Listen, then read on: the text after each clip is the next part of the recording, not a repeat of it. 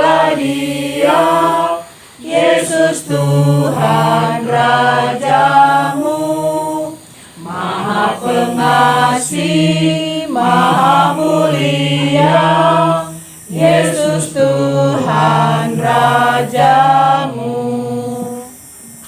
Mari kita berdoa. Bapa di sorga, Allah kami, terpujilah Engkau atas rahmat-Mu dan kasih setia-Mu di sepanjang hidup kami. Karena pada saat ini ya Tuhan, setelah seminggu yang lalu kami bertemu lagi, kami berjumpa lagi di tempat ini untuk ibadah kolom 10 pada keluarga Ibu Megan Maramis. Terima kasih ya Tuhan, terpujilah Engkau ya Tuhan, Allah yang melindungi kami, mengasihani kami hari lepas hari. Kiranya ibadah ini hanya di dalam nama Bapa, Anak, dan Roh Kudus. Amin. Silakan Ibu. Mari kita sambut dengan menyanyi bersama-sama Kidung Jemaat nomor 34, Disalib Yesus di Kalvari. Disalib Yesus di Kalvari, ku serahkan dosaku yang keji, oleh darahnya aku bersih. Puji namanya, puji namanya, puji namanya, oleh darahnya aku bersih. Puji namanya. Marilah kita berdoa. Ya Bapa di surga, kami terima kasih atas segala berkat dan kasih karunia yang Engkau anugerahkan di dalam kehidupan kami, sehingga pada saat ini Tuhan kami boleh berkumpul di tempat ini untuk beribadah, bersyukur dan memuliakan Engkau.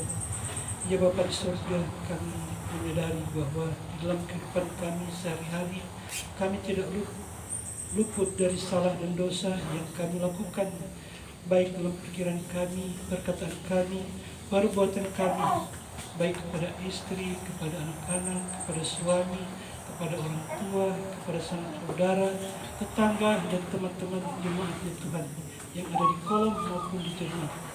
Terima kasih ya Tuhan, Engkau sungguh luar biasa dalam kehidupan kami, memberi kami pengampunan, memberi kami keampunan ya Tuhan, sehingga hari lepas hari ya Tuhan kami boleh bertumbuh-tumbuh dalam kehidupan iman kami. Terpujilah Engkau ya Tuhan Allah kami, terima kasih. Pada kesempatan ini ya Tuhan, kami akan membaca firman. Biarlah Tuhan dalam kudus-Mu berkuasa atas kami, sehingga firman-Mu boleh kami mengerti, dan lebih daripada itu ya Tuhan, melakukan itu di dalam kehidupan kami sehari-hari.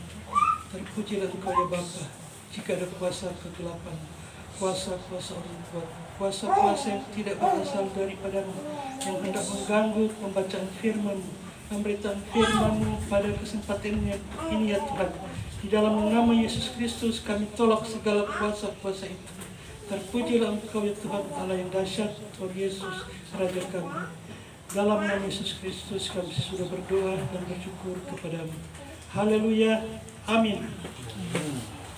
Saudara-saudara kasih dalam Yesus Kristus, sebagaimana materi yang dikirimkan oleh Badan Pekerja Sinode, Markus pasal 8 ayat 31 hingga pasal 9 ayatnya yang pertama. Baiklah, kita akan membacanya secara berbalas-balasan.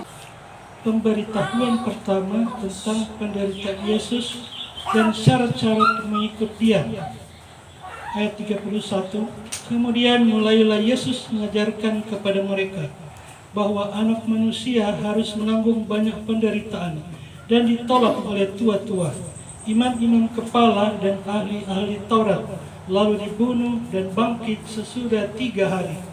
Hal ini dikatakannya dengan terus terang, tetapi Petrus menarik Yesus ke samping dan menegur Dia. Maka berpalinglah Yesus dan sambil memandang murid-muridnya, Ia memarahi Petrus, katanya, "Dengarlah iblis, sebab engkau bukan memikirkan apa yang dipikirkan Allah, melainkan apa yang dipikirkan manusia. Lalu Yesus memanggil orang banyak dan murid-muridnya dan berkata kepada mereka, setiap orang yang mau mengikut aku harus menyangkal dirinya, memikul salibnya, dan mengikut aku. Karena siapa yang mau menyelamatkan nyawanya, ia akan kehilangan nyawanya. Tetapi barang siapa kehilangan nyawanya karena aku dan karena Injil, ia akan menyelamatkannya. Apa gunanya seorang memperoleh seluruh dunia, tetapi ia kehilangan nyawanya? Karena apakah yang dapat diberikannya sebagai ganti nyawanya? Sebab saya memerlukan aku dan karena perkataan yang sia-sia dan berdosa ini, Anak manusia pun akan malu karena orang itu apabila ia datang kelak dalam kemuliaan Bapanya diiringi malaikat-malaikat kudus. Katanya lagi kepada mereka, aku berkata kepadamu, sesungguhnya di antara orang yang hadir di sini ada yang tidak akan mati sebelum mereka melihat bahwa kerajaan Allah telah datang dengan kuasa. Amin. Demikianlah pembacaan firman Tuhan. Saudara-saudara yang dikasihi dalam Yesus Kristus, Shalom. Damai di hati. Damai di hati. Shalom. Baiklah, mari kita renungkan pembacaan kita di kesempatan ini yang diambil dari Markus pasal 8 ayat 31 sampai pasal 9 ayat yang pertama. Tema MPPD yang diberikan kepada sesuai dengan ini adalah menyangkal diri dan memikul salib adalah kekuatan dan bukan kelemahan. Kitab Markus ini termasuk kitab yang paling tua. Boleh dikata paling mungkin pertama-tama ditulis sebelum kitab Matius, Lukas, dan Yohanes ditulis. Jadi dia ditulis kurang lebih tahun 55 sampai tahun 65 Masehi. Ini menurut beberapa ahli teologi yang menuliskan. Dan ada juga yang mencatat bahwa dia kemungkinan ditulis pada tahun 60 sampai 70 Masehi. Dan ketika itu ada Kaisar Nero ya, yang sedang marah kepada orang-orang Kristen pada waktu itu, sehingga dia menjadikan orang-orang Kristen sebagai orang yang dia tuduh melakukan kekacauan, sehingga dia membakar kota Yerusalem pada waktu itu. Saudara-saudara, kitab Markus ini ditulis oleh Markus Yohanes atau Yohanes Markus. Dia bukan salah satu murid dari Tuhan Yesus secara langsung ya, seperti teman-teman yang lain. Tetapi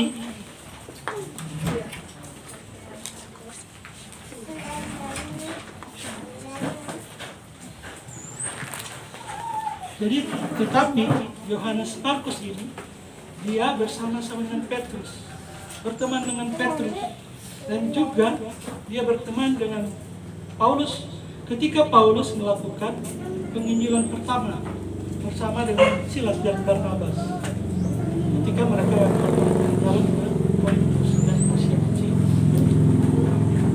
Saudara-saudara yang kekasih, kalau kita melihat secara keseluruhan bacaan Markus ini, dia akan mengungkapkan bahwa Yesus itu adalah Tuhan, anak manusia. Sehingga dalam kitab-kitab Markus ini sering diungkapkan Yesus itu sebagai anak manusia. Begitu. Itu adalah pendahuluan dari kitab Markus ini. Kalau kita melihat bacaan kita pada Markus pasal 8 sampai pasal 8 ayat 31 sampai Markus 9 ayat 1, maka kita akan melihat tiga perikop utama. Yang pertama ayat 31 sampai ayatnya yang ke-33, kemudian pasal ayat 34 sampai 38, dan kemudian yang terakhir seperti sempalan ya. Tapi kalau kita baca secara utuh, dia sebenarnya merupakan satu kesatuan dari pasal 8 ini. Jadi pasal 9 ayat 1. Jadi dalam perikop dia di ujungnya ada pasal 9 ayat 1. dan kemudian terganti dengan perikop yang lain. Saudara-saudara yang kekasih dalam Kristus, dalam perikop yang pertama ayat 31 sampai ayat yang ke-33 akan saya bacakan kembali. Kemudian mulailah Yesus mengajarkan kepada mereka bahwa anak manusia harus menanggung banyak penderitaan dan ditolak oleh tua-tua, imam-imam kepala dan ahli-ahli Taurat, lalu dibunuh dan bangkit sesudah 3 hari. Hal ini dikatakannya dengan terus terang, tetapi Petrus menarik Yesus ke samping dan menegur dia. Maka berpalinglah Yesus dan sambil memandang murid-muridnya, ia memarahi Petrus, katanya, "Enyahlah iblis, engkau, sebab engkau bukan memikirkan apa yang dipikirkan Allah, melainkan apa yang dipikirkan manusia." Saudara-saudara, kalau kita melihat ini, jadi Yesus Kristus sedang berbicara dengan orang banyak dan murid-murid, dan dia berkata bahwa anak manusia atau dirinya sendiri harus menanggung banyak penderitaan dan ditolak oleh tua-tua, imam-imam kepala dan ahli-ahli Taurat, lalu dibunuh dan bangkit sesudah 3 hari kemudian. Konsep percakapan Yesus ini itu tidak masuk di dalam pikiran Petrus, sehingga Petrus menarik Yesus ke samping dan kemudian menegur Yesus. Jadi ketika Tuhan Yesus sedang bercakap-cakap seperti ini, dia punya murid paling di depannya, salah satunya Petrus. Waktu Petrus dengar Yesus berkata seperti itu, dia datang ke Yesus, dia pegang di tangan, dia hilang, pergi di sudut di sana. Dia bilang, tidak tahu apa yang kita ungkapkan, tetapi yang Petrus ungkapkan. Tetapi Petrus menarik Yesus, dikatakan di sini, ke samping dan menegur dia. Kalau bilang menegur, bagaimana kalau menegur? Cuma waktu seduh. Kan dia punya suara serius kan? Serius, tegas. Siapa yang menegur? Tidak mungkin ya. Kira-kira kalau dalam konteks, tidak mungkin kalau dia bilang, jangan menegur. Bukan begitu cara menegur ya. Menegur seperti konsep tadi. Dan Yesus berkata, maka berpalinglah Yesus dan sambil memandang murid-muridnya, ia memarahi Petrus, katanya, "Enyahlah iblis, sebab engkau bukan memikirkan apa yang dipikirkan Allah, melainkan apa yang dipikirkan manusia." Jadi ada 2 konsep kalau berpikir di sini. Kristus dengan kemungkinan dengan apa yang akan terjadi kepadanya sesuai dengan tugas yang diembankan Bapa kepadanya, yaitu mati, bangkit dan menyelamatkan manusia. Sedangkan Petrus dalam pikirannya ada kemungkinan begini, dokas yang ini, masa kita calon raja kok menjadi begitu? Tidak mungkin.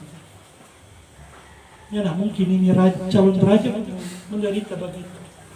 Dia berpikir kemungkinan Yesus Kristus akan jadi raja seperti Raja Daud yang memerintah orang Israel di zaman lampau, sehingga zaman keemasan itu bisa terjadi di zaman mereka. Dan kalau itu terjadi, maka Petrus dan murid-muridnya akan kebagian empau kekuasaan, sama-sama dengan Yesus menjadi penghulu kerajaan, penguasa kerajaan.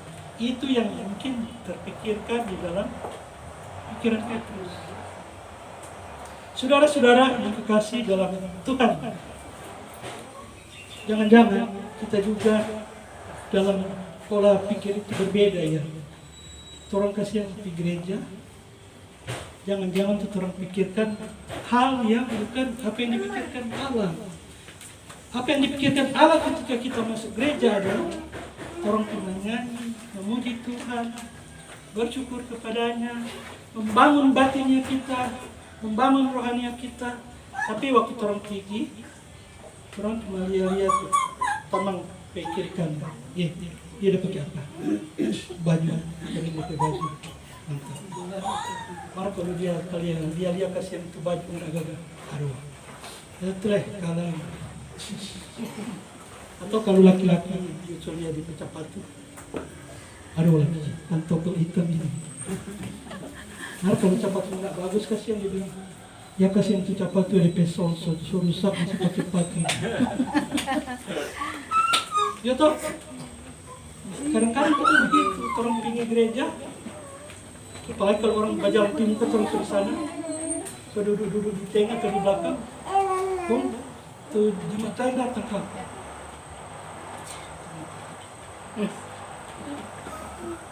Keren, mantap, kalian gagah, mereka yang agak-agak, aduh kasihan, siapa duduk di muka gua, kan? Mudah-mudahan tidak sampai begitu orang di sini, jemaat. Sifena kasar keren-keren. Kalau di gereja rapi katanya, mar nggak sampai begitu sekarang. Itu. Jadi padahal ketika kita pergi gereja, orang semua mesti siap-siap. Apakah pendeta mau baca? Oh ada MTPJ, ada renungan harian. Oh sekarang Matius, Markus 8 ayat 31. Kita sudah baca-baca. Betul nih pendeta mau bilang sesuai dengan ini atau nyanda? Atau apa ya insight? Ada pikiran-pikiran yang pendeta bilang. Biasanya pendeta dia dapat apa? Waktu dia persiapkan di rumah, dia sok pikir, dia sok tulis tuh khotbah. Sampai di gereja dia tak bilang tuh khotbah. Tapi dia punya insight artinya pengalaman rohani yang dia alami atau nubuat yang diberikan oleh Tuhan ketika dia bercakap-cakap. Dan selalu tuh pendeta bilang sama dengan MTPJ, tetapi nilai yang disampaikan pada waktu itu sesuai dengan rencana Allah, rencana Tuhan kepada jemaat yang hadir pada waktu itu. Karena itu ketika orang pergi ke gereja, harusnya waktu keluar dari gereja, dia buka begini. Terima kasih pendeta. Selamat terminum. Mar ada orang lain yang kesetanan, udah jalan di sini. Karena apa? Cepat-cepat gimana itu? Atau karena takut setangan, karena pendeta ada tersinggung sedikit. Dia bilang, yang rekam, begitu. Jadi ketika kita, makanya jadi kesaksian, saudara-saudara. Waktu di Tembagapura, orang bilang begini, kenapa ini orang-orang yang keluar kemarin dari gereja bawah kata, kenapa tapi asam sekali. Kenapa kita tuh maka asam, tidak happy, tidak sambil orang pada di gereja. Begitu. Keluar gereja tuh sukacita, damai sejahtera. Berarti orang punya batin terpuaskan jadinya itu ibadah, menyanyi. Atau orang menyanyi di gereja kok menangis bagaimana kok? Yang penting mungkin menangis, tapi ketika selesai menangis, hati kita, pikiran kita bersukacita. Begitu. Jadi itu konteks antara pikiran Petrus dan apa yang diungkapkan oleh Yesus Kristus di dalam periode perikop yang pertama ini. Kemudian perikop yang kedua, ayat 34 sampai 38, terutama ayat 34 dan 35 bilang begini.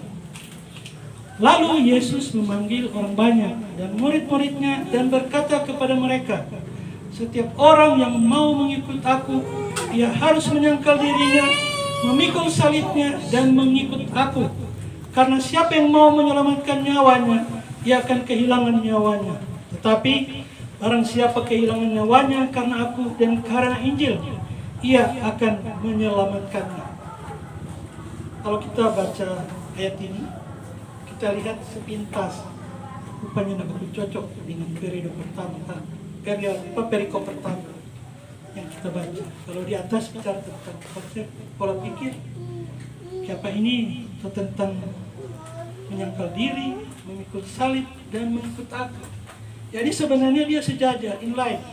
Kalau pertama pikir tentang pola pikir itu, yang sekarang bagaimana dia punya praktek di dalam kehidupan kita. Kadang-kadang apa yang kita pikirkan tidak sama apa yang harus kita lakukan. Orang so pikir-pikir, aduh kita ini menyangkal diri itu begini. Ada makanan sadap ini. Ada minuman sadap ini. Ada suka di tetangga biar berbagi mau bercerita sedikit. Gitu? Itu kan apa yang kita harapkan. Apa yang harus kita sangkal dari ini adalah kalau lihat makanan-makanan enak, orang mesti jaga turun ke apa ya? Income, tenggorokan. Jaga turun kinetor, orang apalagi mie Brenebon, meja, apalagi belum makan dari rumah, tapi mau ibadah. Terlepas sekali, benar. Firman Tuhan bilang sangkal diri, jaga tuh apa? Jaga kebergaman. Enak di sini, atau di sini. Karena kalau saya los, dia bilang angkatan udara serangan lagi. Kata, angkatan udara bisa serang. Kita bukan dilarang makan, tapi makanlah secukupnya. Yang penting ini sorasa. Dia punya enak makanan cuma di 2 senti di sini. Mari setelah itu lewat. Udah. Itu soal makanan. Belum lagi perilaku-perilaku lain. Kalau di medsos, aduh, baca-baca kan orang ke status kan, so mengadu, mengeluh, so apalah.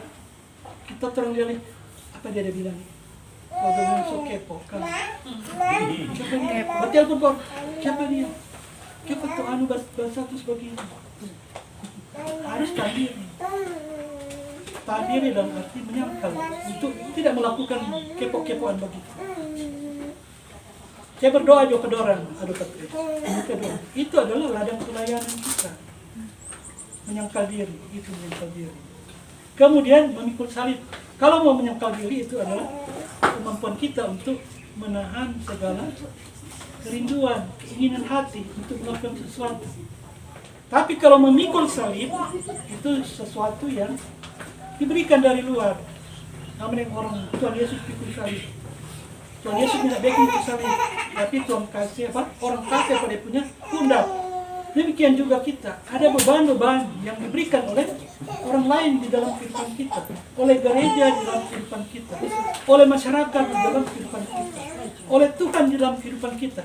Ini tidak cocok dengan tapi perasaan. Tapi karena itu adalah salib yang dibenarkan, diberikan kepada kita, mari kita memikul salibnya. Jangan mengeluh-mengeluh, jangan berkeluh kesah, tetapi bawalah itu dalam sukacita, damai sejahtera. Niscaya kita akan membaik, melaksanakan kehidupan kita dengan baik. Dan yang ketiga adalah mengikuti Yesus. Tuhan Yesus bilang di ayat 34, setiap orang yang mau mengikut aku, ia harus menyangkal dirinya, memikul salibnya, dan mengikut aku. Kalau bilang mengikut, follower, kalau di medsos, teman, follower. Berapa nabi follower? Oh 5.000, banyak sekali follower. Semua dapat bintang, dekat-dekat bintang. Begitu kata. Saudara-saudara, kalau bilang mengikut aku, mengikut Yesus, berarti apa saja yang Tuhan lakukan, Tuhan bikin. Dia jadi teladan. Dia jadi prototipe. Bagaimana kalau kita balia musuh, dan Yesus bilang apa? Kasihilah musuh, doakan mereka. Jangan tambah-tambah panas. Begitu. Kalau orang pukul punya pipi kanan, kasih pipi kiri, tambah. Itu kan, yang tidak coba balas. Begitu, mengikut aku, mengikut Yesus. Dan lebih daripada itu, saudara-saudara, kalau dalam ayat-ayat selanjutnya dikatakan, karena siapa yang mau menyelamatkan nyawanya, ia akan kehilangan nyawanya. Tetapi barang siapa kehilangan nyawanya, karena aku dan karena Injil, ia akan menyelamatkannya. Ini paradoks. Ibu pendeta bilang ini paradoks. Karena apa? Masa orang yang mau menyelamatkan nyawa, harus menghilangkan dia punya nyawa. Tetapi barang siapa yang kehilangan nyawa karena Kristus dan karena Injil, dia akan mendapatkannya. Memang begitu. Siapa yang ikut Tuhan, dia akan mendapatkan nyawanya. Dia akan hidup walaupun dia sudah mati di kerajaan surga nanti. Jadi ini yang kedua, pokok yang kedua. Yang ketiga, pasal 9 ayat 1. Kalau kita baca ayat ini, katanya lagi kepada mereka, aku berkata kepadamu, sesungguhnya di antara orang yang hadir di sini, ada yang tidak akan mati sebelum mereka melihat bahwa kerajaan Allah telah datang dengan kuasa. Saudara-saudara, ketika membaca bagian kitab ini, saya awal-awalnya saya ingin skip. Ini tidak bisa konteks. Tidak bahasa di orang punya percakapan. Menyangkal diri dan memikul salib adalah kekuatan dan bukan kelemahan. Saya ingin men-skipnya, melewatkan bacaan ini. Tapi waktu baca terakhir mau datang ini, sebelum berdoa datang, kita baca ulang. Jangan-jangan ini orang semua.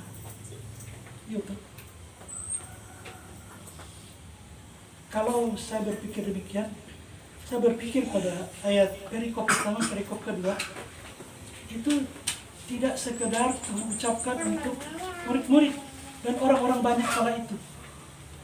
Tetapi pasal 9 ayat 1 ini, kalau saya baca tafsiran, itu sebetulnya adalah kesimpulan dari perikop pertama dan perikop kedua. Karena dia bilang, aku berkata kepadamu, sesungguhnya di antara orang yang hadir di sini, ada yang tidak akan mati sebelum mereka melihat bahwa kerajaan Allah telah datang dengan kuasa. Amin, saudara-saudara. Amin. Bayangkan kalau saya dan saudara-saudara ada dalam ungkapan di antara orang yang hadir di sini, mereka akan melihat kerajaan Allah sebelum dia mati. Dia punya bahasa sederhana begitu. Bukankah ini tujuan kita beribadah? Orang pergi gereja, pergi PKB, pergi PW, pergi anak-anak. Bukankah ini supaya kita melihat itu? Melihat kerajaan Allah. Iya, coba kita renungkan, pikirkan ini. Tujuan kita beribadah adalah pasal 9 ayat 1. Supaya kita melihat dan merasakan kerajaan Allah dalam kehidupan kita sebelum orang mati, meninggal. Amin, saudara-saudara. Ini berita yang luar biasa pada sore hari ini. Kiranya jadi berkat bagi kita semua. Tuhan memberkati. Haleluya. Amin. Amin. Baik, saudara-saudara, kita akan mendengarkan pujian dari jemaat yang hari ulang tahunnya di bulan genap. Kami persilakan. Tuhan Yesusku mutiara hatiku. Tuhan Yesusku, mutiara hatiku, Kaulah milikku, juga Kaulah hartaku, Kau gembalaku, juru selamat jiwaku, aku milikmu sebagai ciptaanmu. Aku inginkan, aku harapkan tetap sertamu selama-lamanya. Tuhan Yesusku, tiada kasih yang teguh selain Engkau, mutiara hatiku. Terima kasih atas pujiannya. Setelah kita pada waktu untuk memberikan persembahan, cara kita memberikan persembahan, kita menyanyi bersama-sama Hidup Jemaat 387.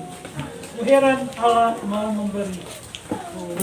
Heran Allah mau memberi rahmat-Nya padaku, dan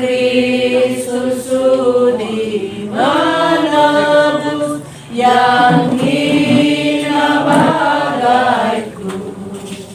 Namun ku tahu yang ku percaya, dan aku yakinkan kuasanya.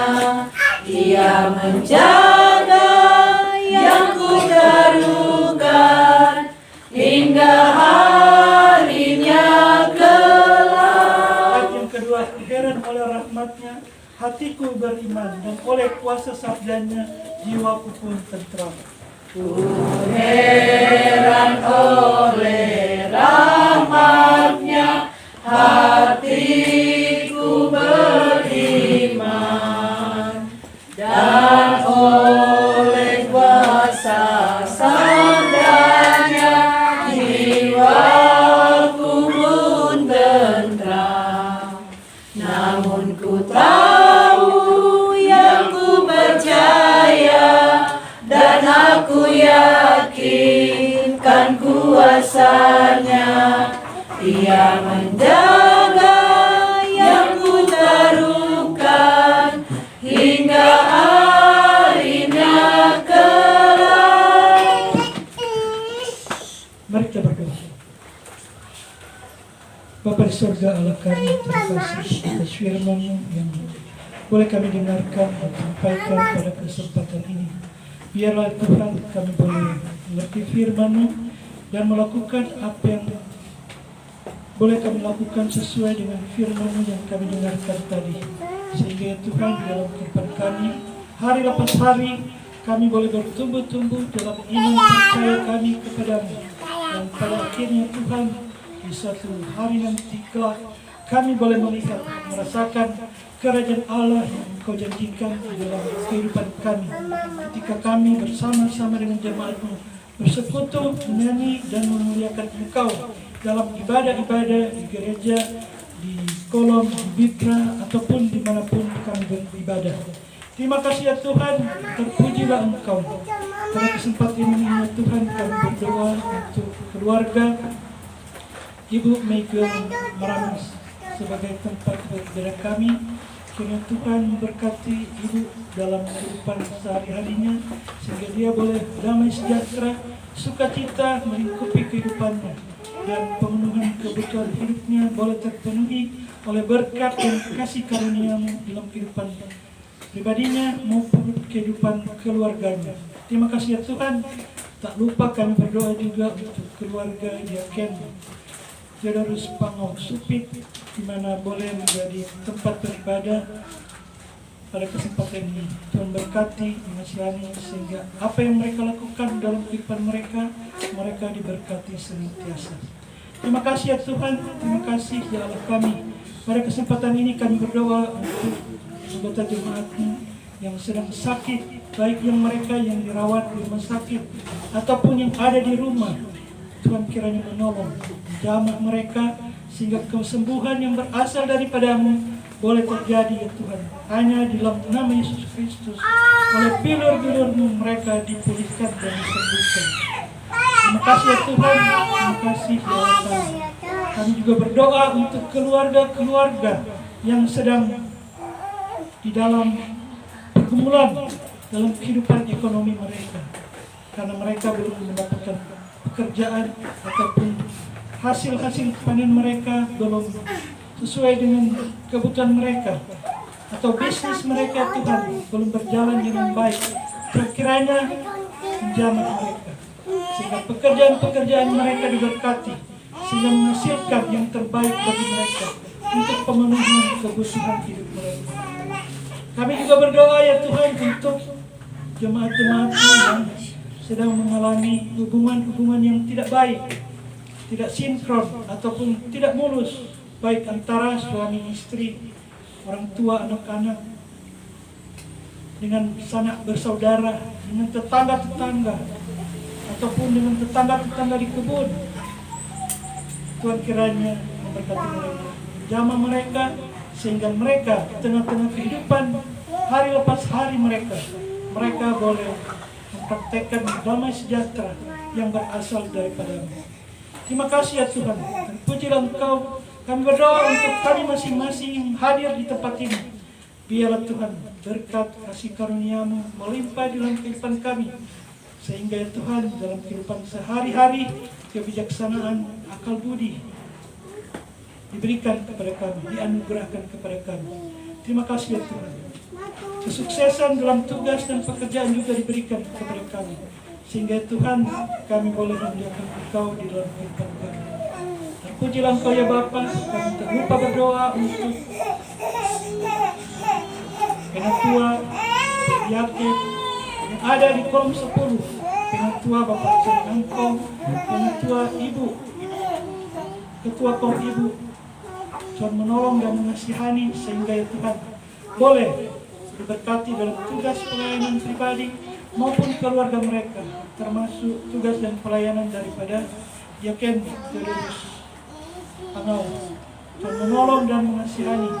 Juga tak lupa Pendeta Ibu Grace, Pendeta Feni Marsitra Grace Bumi, dalam tugas dan pelayanannya bersama dengan keluarga. Tuhan menolong dan mengasihani. Terima kasih ya Tuhan. Terpujilah Engkau. Demikian juga majelis jemaat Penatua dan Samas yang ada di jemaat Pemimpin Perkara Kasar. Tuhan menolong dan mengasihani sehingga pelayanan persekutuan di jemaat bertumbuh berkembang seturut dengan kehendak-Mu saja.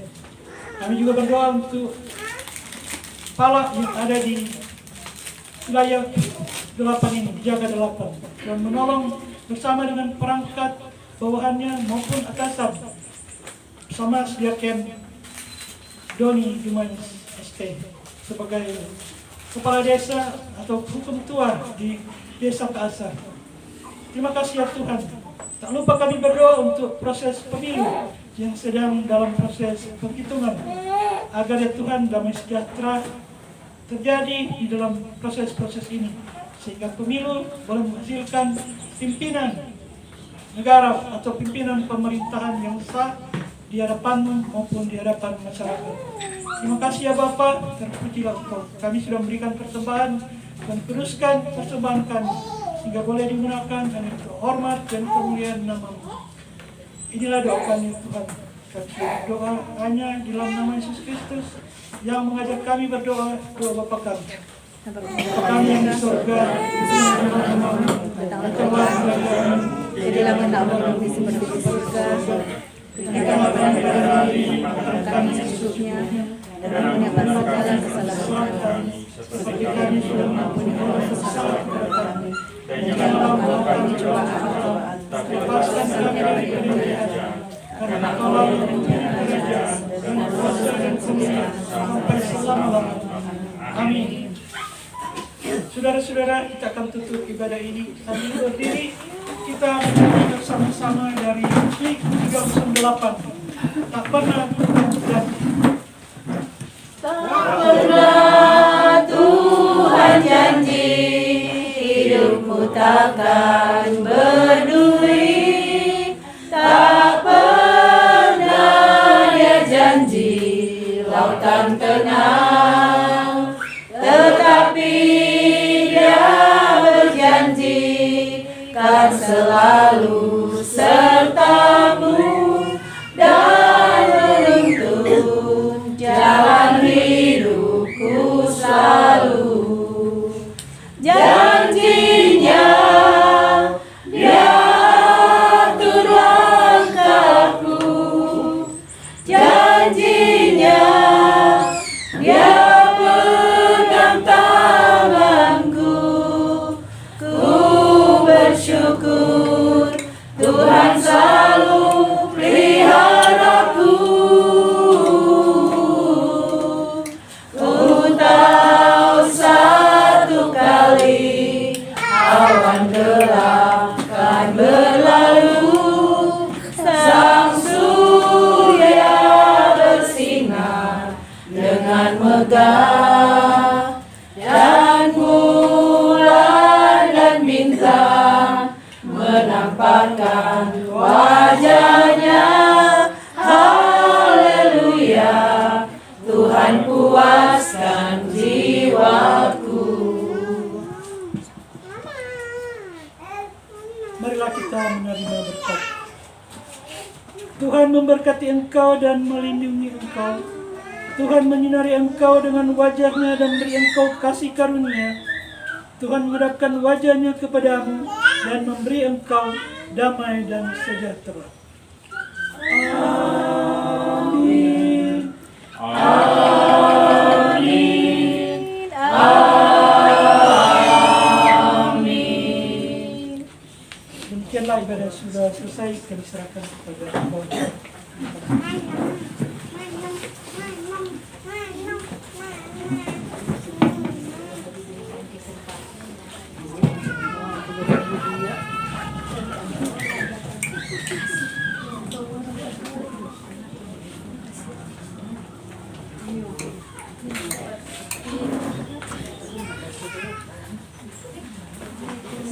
Puji nama Tuhan, ibadah di sore hari ini boleh terselesaikan dengan segala baik. Itu semua hanya karena kasih dan karunia Tuhan. Atas nama Penatua, Diaken, dan seluruh jemaat yang hadir, mengucapkan banyak-banyak terima kasih kepada yang terkasih Bapak Insinyur Deki La'la Master of Science yang sudah menuntun kita di dalam ibadah di sore hari ini. Tuhan Yesus kiranya terus memberkati Bapak di dalam tugas, karya, dan pelayanan bersama dengan keluarga. Sekali lagi, terima kasih. Tuhan Yesus memberkati. Kita masuk pada acara yang selanjutnya. Kita akan memberi persembahan untuk pundi ekstra KPA. Kita angkat satu pujian, berilah yang baik. Berilah yang baik, Berilah yang baik, sebab Tuhan sudah memberi kau yang terbaik. Apa yang kau beri, maka berilah sekarang, sebab Tuhan janji balas kau dan berkati kau selamanya. Berilah yang baik, berilah yang baik. Tuhan sudah memberi kau yang terbaik. Apa yang kau beri, maka berilah sekarang, karena Tuhan janji balas kau dan berkati kau selamanya. kita akan mendengarkan penyampaian pertama-tama dari Penatua berturut-turut Diaken dan Bipra. Silakan.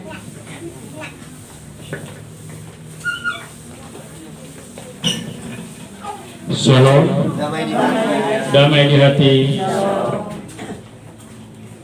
Untuk jadwal evangelisasi berikut pada tanggal 6 Maret bertempat pada keluarga Osuma Bolang, dan yang menjadi MC dari KPDP. Dan untuk minggu ini di ibadah gereja sesi kedua, ibadah gereja malam, kita kolom 10 akan membawakan puji-pujian. Jadi diharapkan kepada seluruh jemaat kolom 10 boleh masuk gereja malam. Kita akan membawakan puji-pujian. Iya, jadi gereja malam.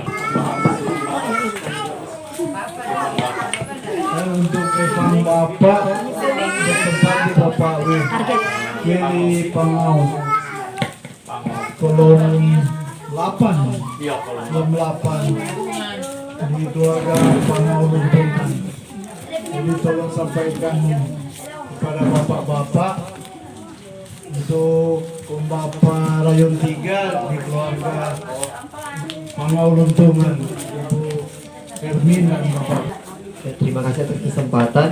Informasi untuk ibadah pemuda pada hari Jumat bertempat pada Pemuda Festival dan Fiorentino Malonda, wilayah Kolom 6. Ibadah dimulai pukul 7 malam seperti biasa, dan mengatasnamakan panitia Minaweron One Youth Festival menyampaikan banyak terima kasih teruntuk seluruh jemaat kolom 10 yang boleh menopang panitia dalam pilihan pendengar di tanggal 23 pun tanggal 24 Februari lalu. yang boleh topang dalam dana, dalam doa, pun dalam berbagai bantuan yang lainnya. Sekali lagi banyak terima kasih.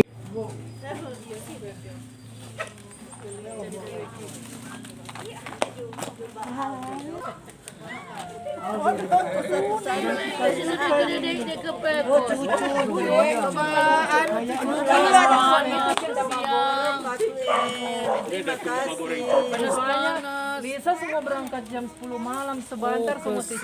Ayo nih tahu kuah. Itu kita Nak berdoa akang.